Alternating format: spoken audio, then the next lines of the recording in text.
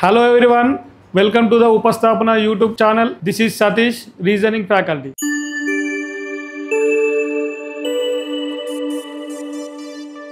ఈ రోజు మనం ర్యాంకింగ్ అనే చాప్టర్ గురించి మనం డిస్కస్ చేయబోతున్నాం.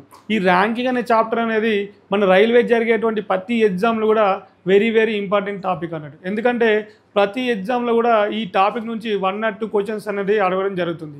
సో ఈ ర్యాంకింగ్ అనే టాపిక్ నుంచి మనం ప్రీవియస్లో వచ్చినటువంటి 3 or 4 క్వశ్చన్ తీసుకొని మనం దాన్ని ఎగ్జామ్ అప్రోచ్ ఏ విధంగా ఉంది, సో మనం మామూలుగా అయితే ఏ విధంగా చేయాలి, మనం ఎగ్జామ్లో ఏ విధంగా చేయాలనేది మనం డిస్కస్ చేద్దాం.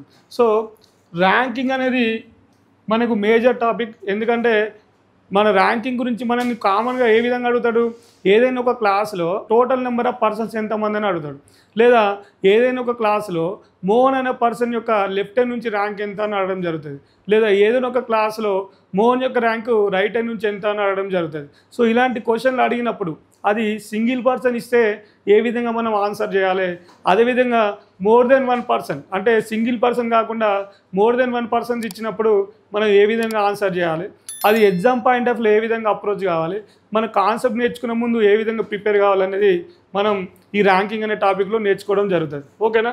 సో ర్యాంకింగ్లో బేసిక్ కాన్సెప్ట్ అనేది మనకు తెలుసు. ఏం తెలుసు? Total number of persons equal to left hand నుంచి ఆ పర్సన్ యొక్క ర్యాంకు ప్లస్ రైట్ హ్యాండ్ నుంచి ఆ పర్సన్ యొక్క ర్యాంకు -1. అవునా? సో ఈ బేసిక్ కాన్సెప్ట్, ఇది basic general formula. So ranking అనేటితోటే మనకు గుర్తొచ్చేటువంటి జనరల్ ఫార్ములా. సో ఈ జనరల్ ఫార్ములా మనం ఏ విధంగా కన్సిడర్ చేద్దాం, అసలు ఈ జనరల్ ఫార్ములా మనకు ఏ విధంగా వచ్చింది, సో దీన్ని మనం ఏ విధంగా మాడిఫై చేసుకోవాలనేది మనం డిస్కస్ చేద్దాం. ఫర్ ఎగ్జాంపుల్ ఎక్స్ అనే పర్సన్ ఏదైనా ఒక రోలో ఎక్స్ అనే పర్సన్ లెఫ్ట్ హ్యాండ్ నుంచి 28th ర్యాంక్లో ఉన్నాడు అనుకుందాం. ఓకేనా? ఏదైనా ఒక ఎక్స్ అనే పర్సన్ లెఫ్ట్ హ్యాండ్ నుంచి 28th ర్యాంకులో ఉన్నాడు అనుకున్నాం. ఇదే ఎక్స్ అనే పర్సన్ రైట్ హ్యాండ్ నుంచి 30th ర్యాంకులో ఉన్నాడు అనుకుందాం. ఓకేనా? ఇదే ఎక్స్ అనే పర్సన్ రైట్ హ్యాండ్ నుంచి 30th ర్యాంకులో ఉన్నాడు అనుకున్నాం. Then total number of persons ఎంతమంది అని అడుగుతాడు. అయినా ఈ రోలో ఉన్నటువంటి టోటల్ నెంబర్ ఆఫ్ పర్సన్స్ ఎంతమంది అని అడుగుతాడు. అప్పుడు ఏం చేయాలి మరి? టోటల్ నెంబర్ ఆఫ్ పర్సన్స్ ఎంతమంది అంటే ఈ ఎక్స్ అనే పర్సన్ లెఫ్ట్ హ్యాండ్ నుంచి ఎంత ర్యాంక్ ఉన్నాడు, మరి లెఫ్ట్ హ్యాండ్ నుంచి ఎంత ర్యాంక్ ఉన్నాడు, మరి ఇదే ఎక్స్ అనే పర్సన్ రైట్ హ్యాండ్ నుంచి ఎంత ర్యాంక్ ఉన్నాడో లెఫ్ట్ హ్యాండ్ ప్లస్ రైట్ హ్యాండ్ని అంటే లెఫ్ట్ హ్యాండ్ నుంచి ఆ పర్సన్ యొక్క ర్యాంకు మరియు రైట్ హ్యాండ్ నుంచి ఆ పర్సన్ యొక్క ర్యాంక్ని యాడ్ చేసి అందులో నుంచి మనం -1 చేయాలి. సో మరి ఈ -1 అనేది మనం ఎందుకు చేస్తున్నాం? మరి ఈ -1 అనేది ఎందుకు చేస్తున్నాం అంటే ఈ ఎక్స్ అనే పర్సన్ని వన్స్ లెఫ్ట్ హ్యాండ్ నుంచి మనం కౌంట్ చేయడం జరుగుతుంది, అదే ఎక్స్ అనే పర్సన్ని రైట్ హ్యాండ్ నుంచి మరొకసారి కౌంట్ చేయడం పడుతుంది. అంటే ఒక పర్సన్ని మనం 2 times కౌంట్ చేయడం జరుగుతుంది.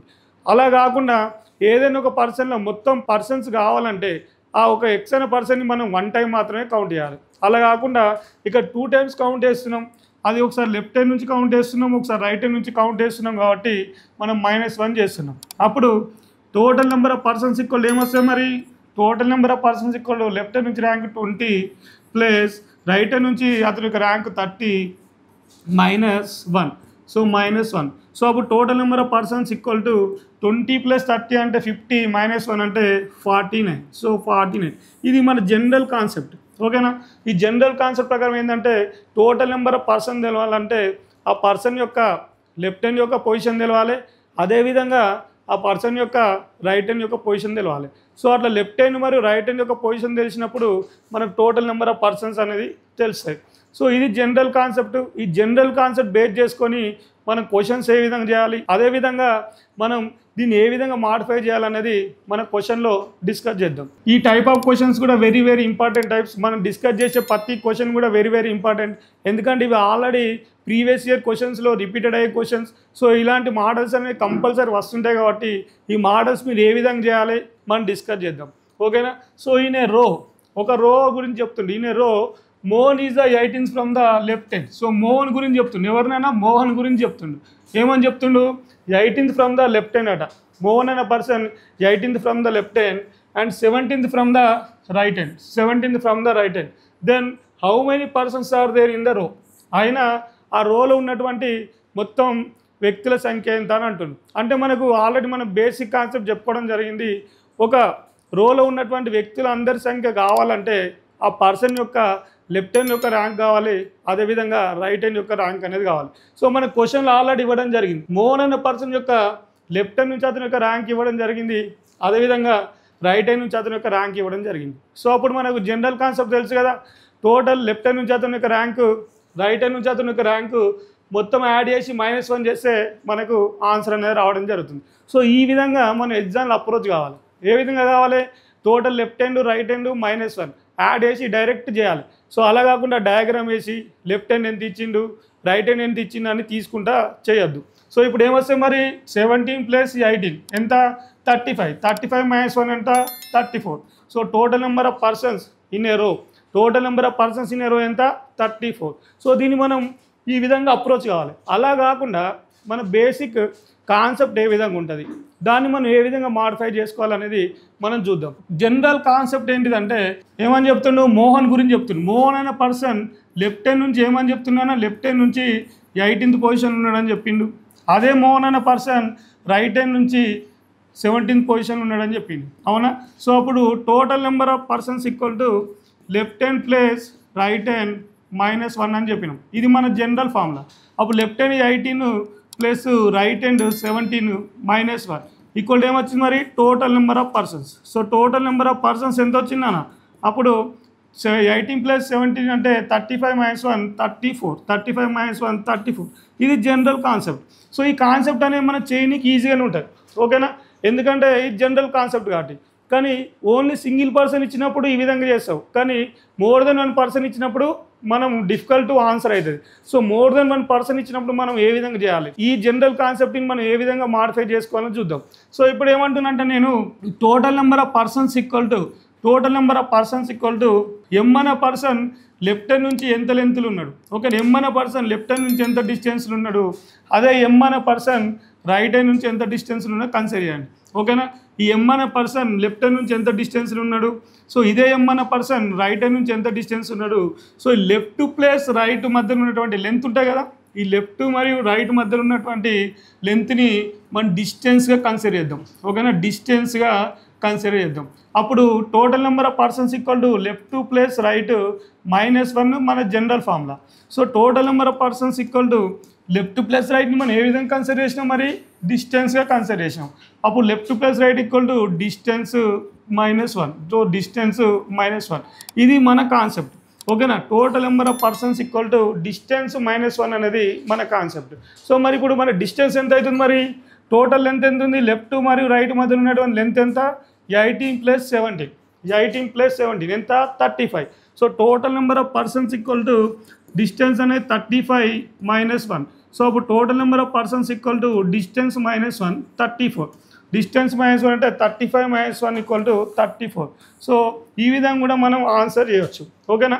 సో ఈ కాన్సెప్ట్ అనేది మనకి ఏం చేస్తుందంటే ఓన్లీ సింగిల్ పర్సన్ ఉన్నప్పుడు మాత్రం ఎగ్జాక్ట్గా ఆన్సర్ ఇస్తుంది.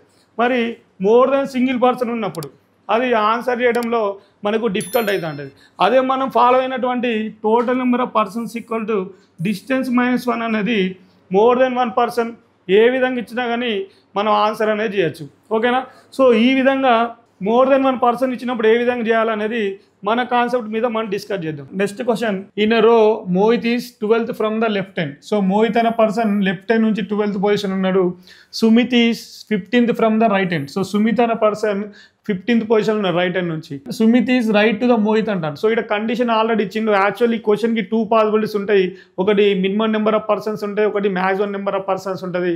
కానీ మనకి ఇక్కడ కండిషన్ ఏమని ఇచ్చిందంటే Sumit is right to the Mohit అని ఇవ్వడం జరిగింది. అంటే సుమిత్ అనే పర్సన్ మోహిత్కి కంపల్సరీ ఎగ్జాక్ట్లీ రైట్ సైడ్ ఉండాలని చెప్పడం జరిగింది. There are 6 persons between then and Mohit and Sumit మధ్యన 6 persons ఉన్నాడని చెప్పిండు. దెన్ క్వశ్చన్ ఏమడిగిండు, how many persons are there in a row అని అడిగింది. అయినా ఆ రోలో ఉన్నటువంటి టోటల్ నెంబర్ ఆఫ్ పర్సన్స్ ఎంత అని జరిగింది. సో సెకండ్ క్వశ్చన్ ఏమని జరిగిండు, what is the rank of Mohit from the right hand. అంటే మోహిత్ యొక్క రైట్ హ్యాండ్ నుంచి మోహిత్ యొక్క ర్యాంక్ ఎంత అని అడగడం జరిగింది అన్నట్టు. సో మనం ఇప్పుడు ఈ క్వశ్చన్ చూసుకుంటే మనం డైరెక్ట్ ఆన్సర్ చేయొచ్చు మన కాన్సెప్ట్ ప్రకారం.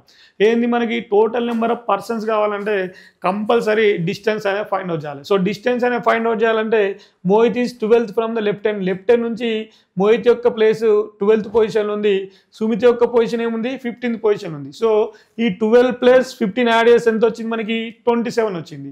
మరి ఇక్కడ మరి ఇద్దరి మధ్యలో ఎంతమంది పర్సన్స్ ఉన్నారని చెప్తుండు, మోహిత్ అండ్ సుమిత్ మధ్యలో 6 పర్సన్స్. ఇప్పుడు మనకు ఆల్రెడీ తెలుసు total number of persons equal to distance -1 తెలుసు. ఆల్రెడీ మనకి ఇక్కడ పర్సన్స్ ఇవ్వడం జరిగింది. సో పర్సన్స్ని మనం డిస్టెన్స్లో కన్వర్ట్ చేసుకోవాలి, ఓకేనా.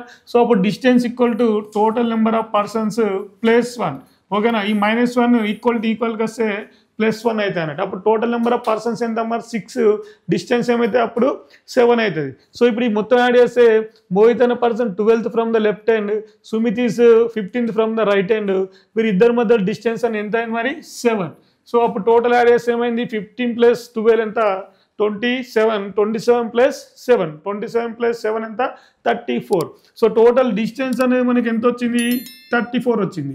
సో అప్పుడు మరి టోటల్ నెంబర్ ఆఫ్ పర్సన్స్ అంటే ఏమని చెప్పాలి, డిస్టెన్స్ -1. సో డిస్టెన్స్ అనేది 34 వచ్చింది. 34 నుంచి మనం -1 చేస్తే అప్పుడు టోటల్ నెంబర్ ఆఫ్ పర్సన్స్ ఎంత 33. సో ఈ విధంగా మనం క్వశ్చన్ చూసుడుతోటే మనం ఆన్సర్ అనేది చేయడం జరుగుతుంది మన కాన్సెప్ట్ తోటి. సో నెక్స్ట్ క్వశ్చన్ ఏమడుతుంది మరి, what is the rank of Mohit from the right hand అంటాను. సో మోహిత్ యొక్క ర్యాంకు రైట్ హ్యాండ్ నుంచి ఎంత అంటాను. సో మోహిత్ ఎక్కడ ఉన్నాడు 12th from the left hand, అవునా.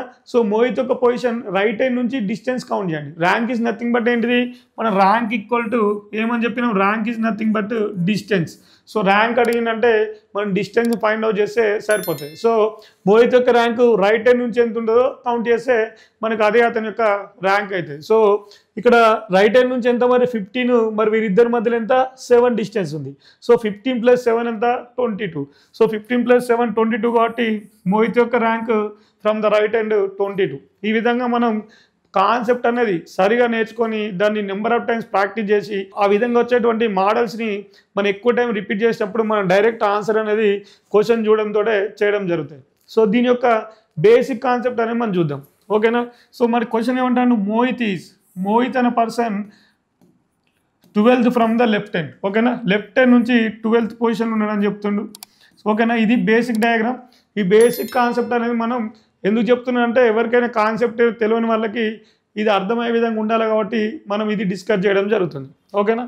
సో సుమిత్ ఈజ్ ఏమంటాను 15th from the right hand. Sumit అన్న పర్సన్ రైట్ హ్యాండ్ నుంచి ఏ పొజిషన్ ఉన్నాడట మరి 15th పొజిషన్ ఉన్నాడని చెప్తుండు. కంపల్సరీ కండిషన్ ఏమి ఇచ్చిండు, Sumit is the right to the Mohit. Sumit అన్న పర్సన్ కంపల్సరీ మోహిత్కి రైట్ సైడ్ ఉండాలని చెప్పిండు. In between Sumit and Mohit there are 6 persons ఉన్నారని చెప్పిండు, ఓకేనా. మరియు సుమిత్ అండ్ మోహిత్ మధ్యలో ఎంతమంది ఉన్నారంటాను 6 పర్సన్స్. అంటే డిస్టెన్స్ ఎంత అయితే మరి 6% అంటే total number of person +1 equal to distance అవుతుంది. Person 6 + 1 equal to distance equal ఏమొచ్చింది మరి 7.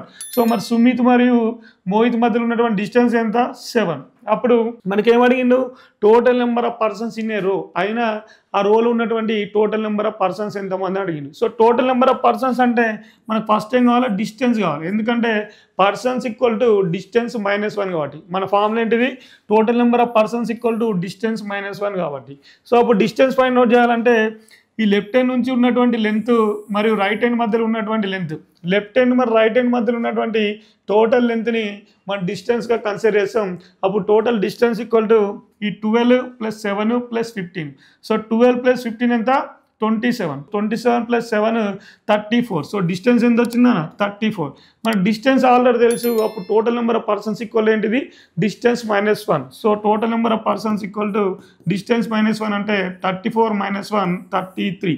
So 33 is the our answer. మనం ఆల్రెడీ షార్ట్ కట్లో మనం ఈ క్వశ్చన్ అనేది చేయడం జరిగింది, కాన్సెప్ట్ ప్రకారం కూడా చేయడం జరిగింది. మరి నెక్స్ట్ క్వశ్చన్ ఏమంటాడు, rank of Mohit from the right hand. Mohit యొక్క ర్యాంక్ రైట్ హ్యాండ్ నుంచి ఎంత అంటాను. సో మోహిత్ ఎక్కడ ఉన్నాడు, మోహిత్ అనే పర్సన్ ఇక్కడ ఉన్నాడు. సో ఇక్కడ ఒక ర్యాంక్ రైట్ హ్యాండ్ నుంచి అంటే ఈ డిస్టెన్స్ ఫైండ్ అవుట్ చేయాలి, అవునా. ర్యాంక్ ఈజ్ నథింగ్ బట్ ఏంటిది distance. Rank is nothing but ఏంటిది డిస్టెన్స్. ఎప్పుడైనా మన క్వశ్చన్లో ర్యాంక్ అడుగుతుందంటే ఆ పర్సన్ యొక్క డిస్టెన్స్ అనేది మనం ఫైండ్ అవుట్ చేస్తే సరిపోతుంది. మరి ఇప్పుడు మోహిత్ అనే పర్సన్ రైట్ హ్యాండ్ నుంచి ఎంత డిస్టెన్స్లో ఉన్నాడు, ఈ నుంచి ఇడికి 15, అవునా. ఈ నుంచి ఒక 15, ఈ నుంచి ఈ మధ్య ఎంత 7. సో ఈ 15 + 7 ఎంత నాన్న. సో 15 + 7 అంటే 22. So Mohit rank from the right hand నుంచి ఎంత 22. So rank of Mohit from right hand equal to 22.